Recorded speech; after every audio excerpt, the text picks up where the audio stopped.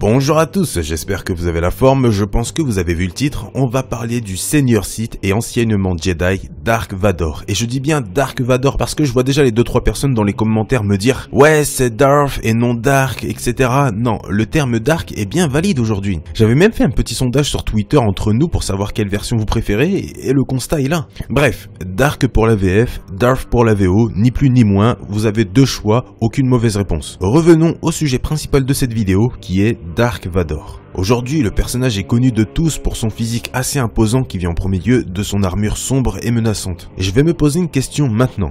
Dark Vador est-il un personnage faible à cause de son armure? Je répondrai à cette question en fin de vidéo. Vous avez bien sûr le droit de répondre à cette question maintenant en début de vidéo, avec des arguments solides, mais je pense que ce serait mieux d'attendre la fin de la vidéo pour répondre on va dire répondre tous ensemble. Beaucoup sous-estiment le personnage à cause de son armure, disant qu'il est lent, limité dans la force, etc. Personnellement, je ne suis pas vraiment d'accord de sous-estimer ce personnage par rapport à ça. Tout d'abord, revenons au début de la chose. Tout le monde sait que Sidious a fabriqué l'armure comme elle est pour faire souffrir Vador à cause de son échec, mais ce n'est pas du tout la seule raison. L'une des motivations de Sidious par rapport à l'armure, c'est surtout la tradition des Sith. Quoi qu'on dise, Sidious est très accroché à l'héritage des Sith, et il a fait l'armure de Vador pour suivre la tradition des anciens guerriers Sith à l'époque. Durant les guerres, les Sith et les seigneurs Sith avaient tous de grosses armures assez imposantes, surtout les Sith en première ligne. Je prends l'exemple du roi Hadas, Nagasado, Fridon Nad, Dark Malgus, Tulak Horde, qui était soit dit en passant le meilleur utilisateur au sabre laser. Enfin bon, voilà surtout l'une des raisons de l'armure de Vador. Elle a un certain côté symbolique pour l'ordre Sith, l'héritage des Sith et pour Sidious surtout. Et ça malheureusement, peu de personnes le savent. Il faut savoir aussi que l'armure aurait pu être de meilleure qualité, mais dans le légende, Sidious ne l'a pas voulu. De plus, il fallait immédiatement soigner Vador, donc le temps et les moyens ont été raccourcis pour sauver au plus vite le Sith. Mais vous verrez que Vador a eu plusieurs fois l'occasion de l'améliorer, surtout récemment dans le canon. Je reviendrai après sur ça. Beaucoup de personnes disent que Vador est devenu faible à cause de son armure par rapport au Vador de l'épisode 3. Vador n'est plus que l'ombre de lui-même. Mais au final, je suis pas vraiment d'accord. Certes, à cause de l'armure, il a perdu certaines compétences, mais il en a reçu de nouvelles. Et Vador, grâce à l'armure, a gagné en maturité, en intelligence et surtout en force. À la fin de l'épisode 3, le Vador n'est qu'une boule de haine sans but réel à part tuer Obi-Wan à tout prix. La preuve déjà avec ce qu'il dit à Obi-Wan quand ce dernier lui dit d'arrêter, c'est mal connaître mes nouveaux pouvoirs. Là, Anakin se surestime complètement parce que lui-même ne connaît pas ses nouveaux pouvoirs. Sa prochaine action me donne raison puisqu'il saute vers Obi-Wan sans réfléchir et se fait mettre à terre d'une facilité. Et pourquoi ? Tout simplement parce qu'il n'a misé que sur la puissance. Et la puissance seule pour un personnage, ça sert à rien. T'as beau être le plus fort, si tu comptes que sur ça, tu seras sûrement au contraire le plus faible. Un personnage ne se construit pas uniquement qu'avec de la puissance. Vador de l'épisode 3 a certes plus de puissance, mais le Vador avec armure est largement plus réfléchi, plus calme et moins aveuglé par sa force, ce qui donne un personnage au final largement plus dangereux. Si Vador n'aurait pas eu d'armure, il aurait continué comme ça en croyant être le plus puissant et serait toujours aveuglé par sa puissance. Surtout en plus de ça, en apprenant la mort de Padmé. Il aurait sûrement tenté plus tard d'attaquer Sidious mais aurait échoué à coup sûr parce que vu le côté manipulateur et l'intelligence de l'empereur, Vador aurait été sûrement le plus puissant, mais comme je l'ai dit, la puissance seule, ça ne vaut rien du tout. Et l'armure a fait réfléchir le personnage parce que s'il avait pensé plus intelligemment, qu'il se serait contrôlé comme le fait le Vador actuel, il n'aurait pas sauté aveuglement vers Obi-Wan et donc n'aurait pas eu d'armure. L'armure n'est pas uniquement vitale pour sa vie mais pour son comportement en général, elle l'a sauvé dans tous les sens du terme. Aujourd'hui, Vador est très attaché à son armure malgré les défauts qui vont avec. Il a su la dompter et être au-dessus de ce qui le faisait souffrir avant. Juste avant, j'ai dit que Vador a eu l'occasion d'améliorer son armure dans le canon. Eh bien, c'est dans un comic ce canon récent, Dark Vador, où ce dernier, après une mission où son armure a pris cher, il est mis dans une cuve à Bacta. Sidious lui dit en gros, bien joué, etc. Les droïdes vont retaper ton armure rapidement.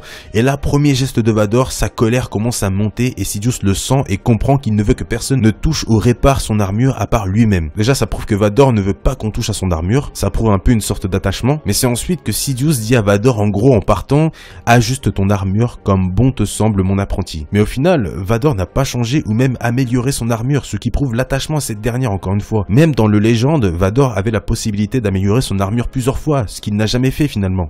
Il aurait très bien pu la changer pour une armure plus légère et plus résistante, avec une technologie largement plus avancée, et même pourquoi pas une résistance au sabre laser, mais au final, rien du tout, il a préféré garder la même. Tout ça pour vous dire qu'il s'est habitué à à l'armure et a su en tirer de nombreux avantages qui fait de lui au final un Seigneur Sith extrêmement dangereux. Il est capable d'une très grande résistance mais surtout d'une très grande endurance. Les coups de vibro-lame et de tir de blaster ne lui font rien, il est résistant au feu, aux produits corrosifs et à toutes sortes de gaz. Il peut résister au froid extrême sans problème, il est capable de résister au vide de l'espace. Grâce à ses bottes, il est aussi capable de s'accrocher sur n'importe quelle paroi. Au niveau de son casque, il avait aussi la possibilité de voir dans le noir total, etc., etc. Au fil du temps, les inconvénients de l'armure sont devenus des qualités.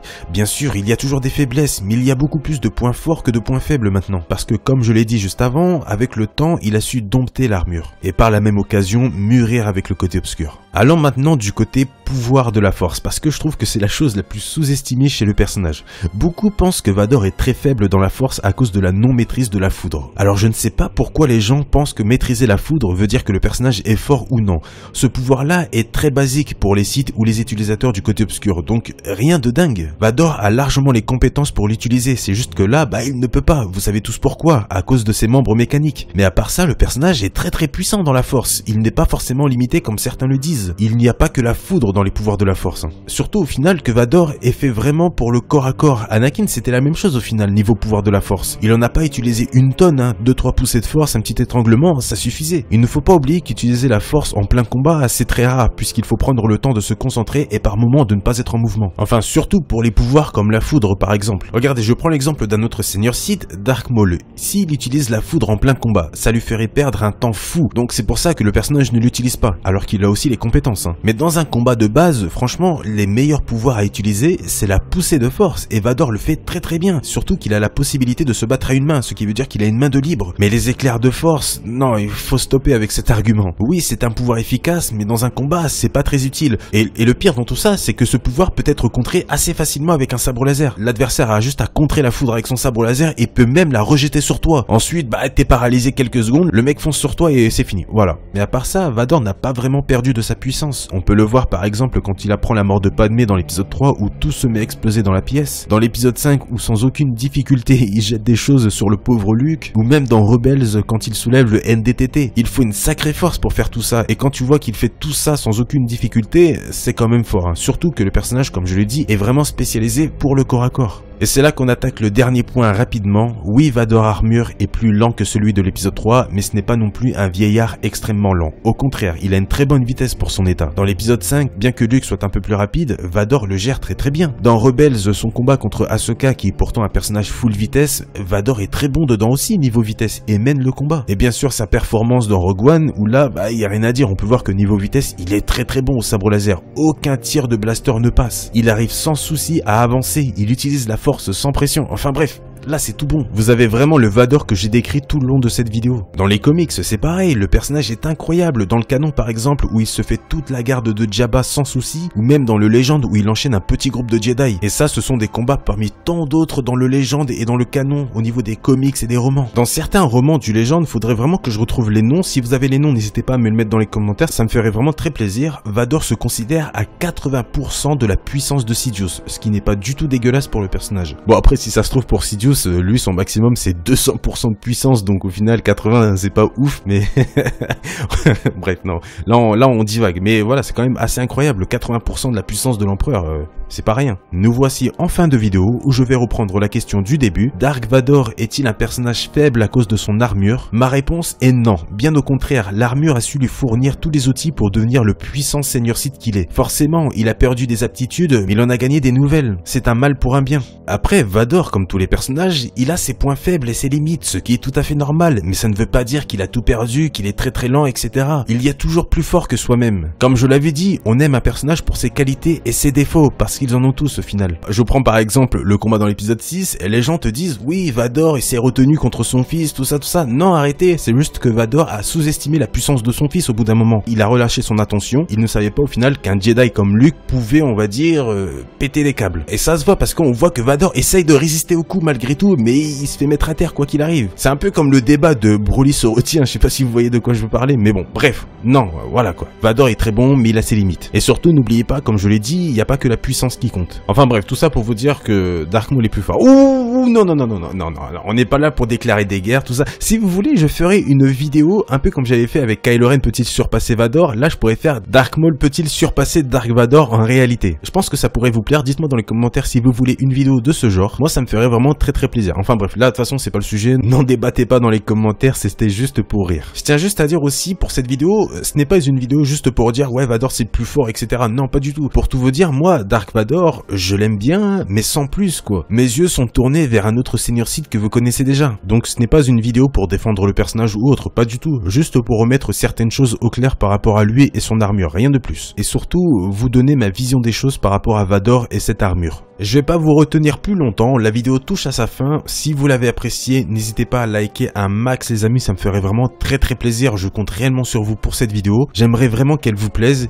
Et bien sûr, à commenter pour me dire qu'est-ce que vous pensez de tout ce que j'ai dit dans cette vidéo, c'est aussi le plus important. N'hésitez pas à en débattre dans les commentaires, avec respect surtout. Et même si vous avez tort, ce n'est pas grave, on s'en fout. Ne restez pas campés sur vos positions, parce que je les connais les 2-3 gars là qui restent campés sur leur position même s'ils ont tort. Et je vous connais vous. Non, plus sérieusement, n'hésitez pas à en débattre tranquillement dans les commentaires. Et bien sûr, à la partager, parce que si vous voulez en débattre, il faut bien des gens qui regardent. Donc, pensez à partager la vidéo autour de vous, n'importe où, à n'importe qui, je compte sur vous. Sur ce les amis, je vous laisse, je vous dis à plus tard, prenez soin de vous, pensez à vous abonner à la chaîne si vous le souhaitez, et je vous dis à la prochaine. Salut à tous.